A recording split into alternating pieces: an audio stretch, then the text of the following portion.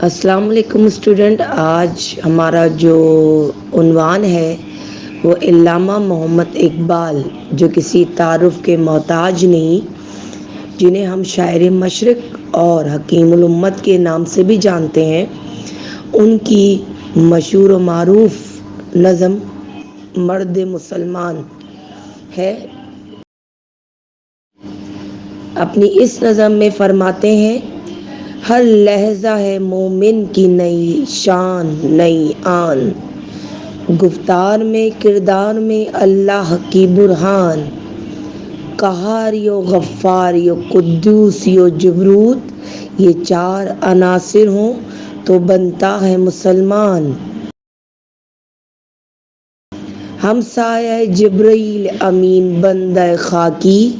ہے، اس کا نشیمن نہ بخاراں نہ بدخشان، یہ راز کسی کو نہیں معلوم کہ مومن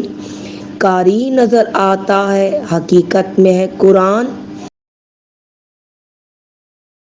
قدرت کے مقاصد کا عیار اس کے ارادے، دنیا میں بھی میزان قیامت میں بھی میزان، جس سے جگر لالہ میں ٹھنڈک ہو وہ شبنم، دریاؤں کے دل جس سے دہل جائیں وہ طوفان۔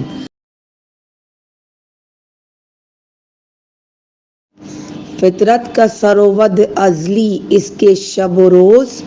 آہنگ میں یکتا صفت سورہ رحمان، بنتے ہیں میری کارگر فکر میں انجم، لے اپنے مقدر کے ستارے کو تو پہچان۔